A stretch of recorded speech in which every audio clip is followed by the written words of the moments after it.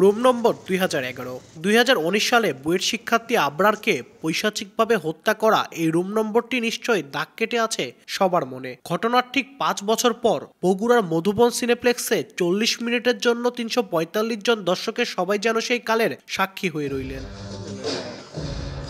ভারতীয় আগ্রাসনের বিরুদ্ধে ফেসবুকে স্ট্যাটাস দেওয়ায় নিষিদ্ধ সংগঠন ছাত্রলীগের হাতে নির্মম হত্যাকাণ্ডের শিকার হতে হয়েছিল বুয়েট শিক্ষার্থী আবরারকে। ছাত্র জনতার সফল গণ অভ্যুত্থানের পর সেই ঘটনা প্রবাহকে তুলে ধরে জাহাঙ্গীরনগর বিশ্ববিদ্যালয়ের নাটক ও নাট্যতত্ত্ব বিভাগের শিক্ষার্থী শেখ জিসান আহমেদের পরিচালনায় নির্মিত হয় রুম নাম্বার 2011। 40 মিনিটের স্বল্পদৈর্ঘ্য চলচ্চিত্রটিতে অভিনয় করেছেন জাহাঙ্গীরনগর বিশ্ববিদ্যালয়ের 150 শতাধিক শিক্ষার্থী।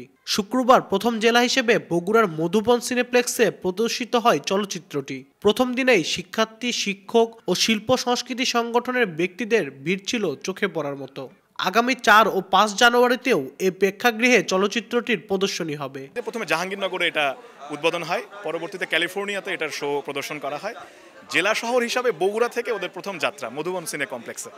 তো আমরা ইচ্ছা পোষণ করি আমাদের শো চলতেই থাকবে। আজকে শো 5 তারিখ, 6 তারিখ এবং তিনটা করে শো আছে প্রতিদিন। আমরা চাই যে প্রতিদিন দর্শকের উপচে পড়া ভিড় হোক। আবরার ফাহাদকে যে হত্যা করা হয়েছিল সেই সময় কিন্তু আবরার ফাহাদ ফেসবুক স্ট্যাটাসের মাধ্যমে আমাদের যে 24-এর গণ অভ্যুত্থান, সেই গণ অভ্যুত্থানের বীজ বপন কিন্তু সেই সময় সে করে গিয়েছিল। এই মেসেজটা কতটুকু আসলে জাতিকে প্রভাবিত করতে পারে এটা ভাবা উচিত। আর আমরা এই যে একজনের কথা ভালো লাগছে না, নাই লাগতে পারে, ওটা তার পয়েন্ট অফ ভিউ, সেইটা লিখতেই পারে। আমার পার্সোনাল অ্যাকাউন্টে আমি যা ইচ্ছা তাই লিখতে পারি, কিন্তু এটা নিয়ে একটা মানুষকে একদম মৃত্যুর মুখে ঢেলে দাও, এটা কখনোই ঠিক না।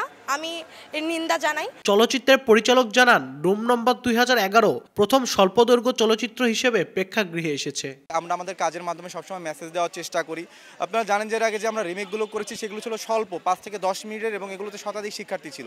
বাট এটি 40 মিনিট ডিউরেশনের, যেখানে আমরা প্রায় 1.5 শতাধিক জাহাঙ্গীরনগর বিশ্ববিদ্যালয়ের শিক্ষার্থীরা অভিনয় করেছে। তো এটা আসলে একটা বড় চ্যালেঞ্জ এবং বাংলাদেশের ইতিহাসে শর্ট ফিল্ম কখনো সিনেপ্লেক্সে চলেনি। তো এটি ছিল প্রথম একটা শর্ট ফিল্ম যেটি সিনেপ্লেক্সে আসে, কারণ এটার কন্টেন্ট এবং এটার গল্পটাই স্টার, এটার পাওয়ারটা অনেক বেশি। বগুড়া মধুবন সিনেপ্লেক্সের আগে জাহাঙ্গীরনগর বিশ্ববিদ্যালয় ক্যাম্পাসে ও যুক্তরাষ্ট্রের ক্যালিফোর্নিয়ায় সিনেমাটির বিশেষ প্রদর্শনী হয়েছে। আব্দুল আউয়াল, সময় সংবাদ, বগুড়া।